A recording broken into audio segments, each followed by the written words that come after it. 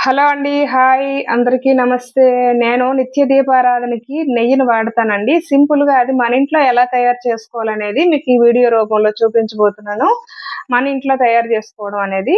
నేను డైలీ పాల మీగడని పక్కకు తీసుకుంటానండి ఒక కప్పులోకి. 15 రోజులకోసారి ఇలా తోడు వేసుకొని నైట్ అంతా మూత పెట్టి పక్కకు పెట్టుకోవాలండి. పొద్దున్న లేచేటప్పటికి అది మంచిగా ఫర్మెంటేషన్ అవుతది కాబట్టి మనం దాన్ని ఒక మిక్సీ జార్‌లో వేసుకొని చక్కగా మిక్సీ పట్టుకోవాలండి.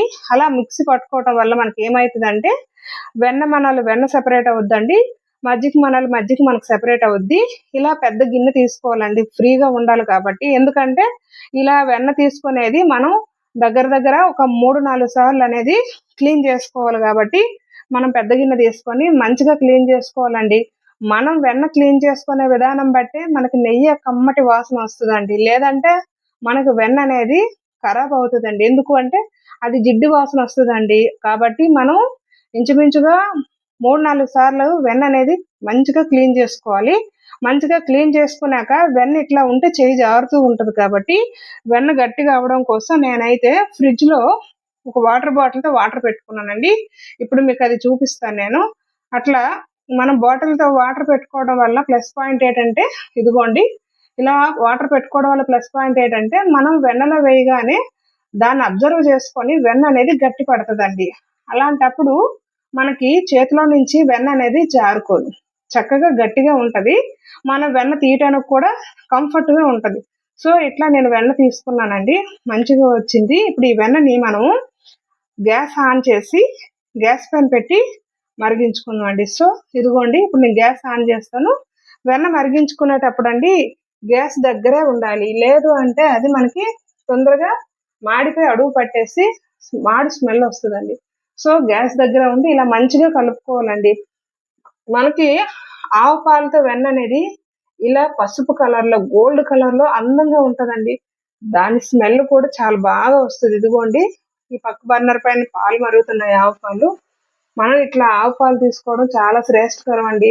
ఎందుకంటే భగవంతునికి మనం ప్రసాదాలు తయారు చేయటానికి, అభిషేకం చేసుకోవటానికి అన్ని విధాలుగా శ్రేష్టకరం అండి ఆవు పాల వల్ల. చాలా ప్రయోజనాలున్నాయి. సో, ఇదిగోండి మనకెంత చక్కగా వెన్ననేది మరుగుదలకొచ్చిందండి. ఇది మరిగిందని ఎట్లా తెలుస్తదంటే మనకి లాస్ట్‌లో అది బ్రౌన్ కలర్‌లో అవుద్దండి. గోల్డ్ కలర్‌లో మనకి ఆ అడువు అనేది వస్తది. మనకు ఆ చిటపటలాడేదనేది కూడా మనకి సౌండ్ అనేది ఆగిపోద్దండి. ఇదిగోండి ఇట్లా మరగాలి. ఇలా మరిగితేనే వెన్న అనేది మనకి నెయ్యి రూపంలో మారి చాలా స్మెల్ వస్తదండి. సో, మనం ఇలానే తయారు చేసుకోవాలి. ఇలా తయారు చేసుకున్నది భగవంతుని దీపారాధనకు పెడితే చాలా శ్రేష్టకరం అండి. వీలైనంత వరకు మనం ఇలా తీసుకొని మన ఇంట్లో మనమే తయారు చేసుకోవాలి. ఇదిగోండి ఆల్రెడీ నెయ్యి మరిగిపోయిందండి. మరిగిపోయింది. ఇప్పుడు మనం స్టవ్ ఆఫ్ చేసుకుందామండి.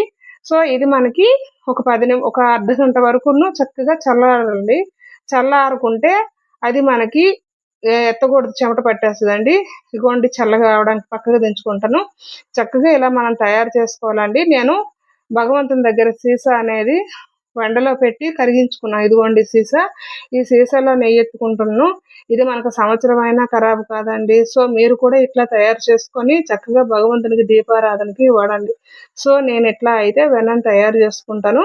నా వీడియో మీకు నచ్చినట్లయితే లైక్ చేయండి, సబ్స్క్రైబ్ చేసుకోండి. ఇలాంటి వీడియోలు మరెన్నో మీకు నేను మంచి వీడియోలు చేసి పెడతానండి. చక్కగా నన్ను ఆదరించండి. మీ ఇంటిలో బిడ్డ వలె నాకు సపోర్ట్ చేయండి. థ్యాంక్ యూ అండి. ఇలాంటి వీడియోలు మరెన్నో చేయాలి. మీ యొక్క ఆదరణ కూడా నాకు కావాలి.